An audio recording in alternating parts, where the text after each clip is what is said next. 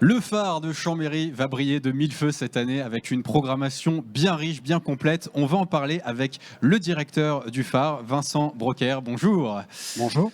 Alors, le programme, effectivement, est bien complet, bien varié. Et on va commencer par parler du festival En Scène pour Zicomatic qui a lieu le samedi 12 octobre. Donc, festival qui a pour but de récolter des fonds pour l'association, j'imagine. Est-ce que vous pouvez nous en parler un petit peu en détail ? Alors effectivement, c'est un festival que le phare accompagne depuis 3 ans maintenant, dont l'objectif, et vous l'avez indiqué, c'est de récolter des fonds pour favoriser en fait les actions pour toutes les personnes qui sont malheureusement en situation de handicap. L'objectif de ce festival, c'est évidemment de récolter des fonds pour que l'association puisse développer ses propres activités. Et c'est pour nous un événement qu'il est important d'accompagner, puisque moi, dès mon arrivée, il y a à peu près 10 mois, ça fait partie des premiers interlocuteurs que j'ai été amené à rencontrer. J'ai eu un vrai coup de cœur pour eux. Et les accueillir au phare, c'est aussi un bon moyen pour nous de les soutenir. Et puis, la programmation est aussi riche, elle est plutôt sympa. C'est quand même plutôt placé sous le signe de la fête. Alors, à quoi on doit s'attendre, justement ? Alors, c'est une soirée quand même plutôt orientée variété, hein, on va pas s'en cacher, avec une programmation de chansons françaises, avec de manière plus spécifique la présence d'un artiste qu'on connaît sans le connaître, qui s'appelle La Petite Culotte, et qui s'est notamment fait connaître il y a 2 ans, avec un tube de l'été, on peut clairement dire ça, en 2022, qui s'appelait Gofa Lolita. D'accord. Ok. Donc il y aura 2 artistes qui sont programmés dans le cadre de cette soirée, avec une première partie et l'artiste que je viens de citer, donc en tête d'affiche. Ok, avec une jauge, rappelez-nous de combien... La jauge, entre 1500 et 1800 personnes. Ok. En tout cas, sont attendues sur cet événement 1500 à 1800 personnes. Et ce qui est important de rappeler, c'est qu'effectivement, l'ensemble des bénéfices sont reversés à l'association, ce qui permet de défendre son activité, puisque l'association aujourd'hui embauche 6 personnes de mémoire, 6 salariés. Donc il y a un vrai travail de fond qui est mené aujourd'hui. Donc c'est important pour nous de les soutenir. Autre spectacle bien visuel, si j'en crois mes informations, le spectacle Nina, vendredi 1er novembre à 20h. C'est quoi le spectacle Nina ? Alors, Nina, c'est un spectacle de danse qui nous emmène du côté d'Hollywood et du côté des cabarets. Donc c'est un spectacle qui est assez impressionnant, techniquement parlant, puisque c'est surtout un spectacle qui s'appuie sur de la vidéo. Il y a différents étages sur scène. Et c'est un spectacle qui se découvre un peu comme un roman. La seule différence que c'est un spectacle de danse et qui nous amène effectivement sur différentes intrigues avec un personnage principal. Et ce personnage, en fait, nous livre son histoire au travers de la danse et de l'ensemble des danseurs qui l'accompagnent sur ce spectacle. Donc ouais, tout un univers à découvrir. Donc ça, c'est le 1er novembre à 20h. On a aussi, je crois, un hommage à Hans Zimmer, aux créations, aux musiques de Hans Zimmer. Ça, c'est le jeudi 21 novembre à 20h. Est-ce que vous pouvez nous en parler aussi un petit peu ?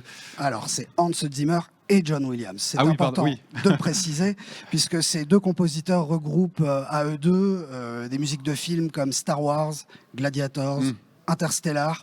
Donc ce sont vraiment des références aujourd'hui dans le domaine de la production musicale à Hollywood. Et en fait, on connaît tous les airs de ces films-là. On a tous écouté au moins une fois, oui. Exactement. Donc c'est un vrai spectacle qui est mis en musique par des musiciens du conservatoire, donc que des musiciens professionnels, et qui surtout revisitent et ont une relecture en fait des standards de ces 2 auteurs-compositeurs. Donc ces morceaux vont être visités autant sous l'angle des esthétiques de musique électronique, du jazz. Enfin, on est vraiment sur une lecture très contemporaine de ces compositions. C'est vraiment un spectacle à découvrir. Et en plus, le spectacle est agrémenté d'images de films, ce qui vient ajouter encore une touche un peu plus excitante et palpitante à ce projet. D'accord, donc vous avez tout l'orchestre et vous avez aussi des machines pour la partie électronique, musique électronique, j'imagine. Alors exactement, il y a l'orchestre, mais qui justement revisite les standards de ces 2 compositeurs avec potentiellement des boîtes à rythme. Et alors, à plus brève échéance, on a également le 27 septembre, ça arrive très vite, on a One Night of Queen. Alors, One Night of Queen, est-ce que vous pouvez nous présenter un peu l'univers ? L'univers, c'est tout simplement celui de Queen. Ouais. Alors, ce spectacle est identifié comme étant la référence, parce que c'est vrai que finalement, des spectacles sur Queen, il y en a aujourd'hui bon nombre sur les routes. Celui-là est vraiment un spectacle identifié, reconnu par les puristes. Donc aujourd'hui, le spectacle est complet. Mais c'est vraiment une relecture, là aussi, très fidèle du répertoire de Queen. Et la particularité de ce spectacle, c'est que le chanteur est un sosie de Freddie Mercury. Donc rien que pour ça, je pense que c'est un spectacle qui mérite d'être vu. Et puis c'est surtout que c'est mis en musique de manière très brillante. C'est vraiment un groupe reconnu pour son travail. Et comment s'appelle-t-il, ce fameux sosie ? Alors ce sosie s'appelle Gary Mullen. D'accord. Voilà. Vous pouvez aller voir sur internet, on peut vérifier. C'est un vrai sosie. Comme si on y était, quoi. Parfait. Presque. Et alors d'autres dates peut-être à retenir, à présenter pour cette année, pour cette saison 2024-2025 ? Alors on va les citer de manière chronologique. Après le concert de One Night of Queen, nous aurons Laurent Gérard, donc le 4 octobre 2024, artiste qu'on ne présente plus. On a également l'Héritage Goldman le 5 octobre, donc dès le lendemain. La particularité de ce spectacle, c'est évidemment au travers du répertoire de Jean-Jacques Goldman, mais avec la présence de l'un de ses acolytes, Michael Jones, qui assure vraiment le lead sur ce projet. Zicomatic, on en a parlé. Le 24 octobre, on accueillera Symphony Voices et les légendes du rock. Donc là, idem, c'est tous les standards et tous les tubes rock des années 70, 80, 90 jusqu'à aujourd'hui, mis en musique par un orchestre symphonique. On a le 25 octobre Chaka Ponk, là aussi artiste qu'on ne présente pas, qu'on accueille sur... alors cette date est complète, c'est l'une des dernières dates de la tournée, et c'est notamment on va dire, la dernière tournée sous ce format-là. Chaka Ponk est très engagé aujourd'hui et très attentif notamment à son empreinte environnementale et son bilan carbone. Ils ont donc décidé en fait d'arrêter de tourner sur des formules qui sont très lourdes techniquement et qui du coup ont une empreinte carbone qui est lourde. Donc Chaka Ponk, on les reverra évidemment, et je l'espère au phare, mais plus jamais dans cette formule. D'accord. Et alors, concernant les rendez-vous sportifs, est-ce qu'on a des dates à noter aussi sur ce sujet ? Alors oui, en fait, il y a des rendez-vous récurrents au phare sur les événements sportifs, puisque vous le savez, le phare accueille en club résident la Team Chambé.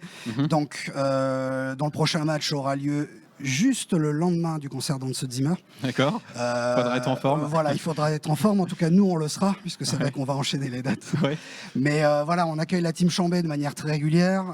C'est un peu le lieu de vie, le camp de base du club de hand. Donc voilà, les rendez-vous et l'accueil des matchs, c'est environ tous les 15 jours, avec une trêve internationale au mois de janvier. Mais voilà, on est évidemment très fiers d'accueillir la Team Chambé et surtout fiers de les accompagner aussi dans leur parcours en championnat. Ils ne sont pas qualifiés pour la Coupe d'Europe cette année, mais j'espère que les conditions et que tout ce qui est mis en œuvre aujourd'hui pour les accueillir leur permettront à nouveau d'être qualifiés l'année prochaine. Bon, en tout cas, il y a de quoi faire, il y a de quoi festoyer, il y a de quoi en avoir plein les yeux. Merci beaucoup, Vincent Brocker, pour la présentation de ce programme, et on se donne rendez-vous du coup au phare pour les prochaines dates. Vous êtes les bienvenus. Merci pour votre accueil.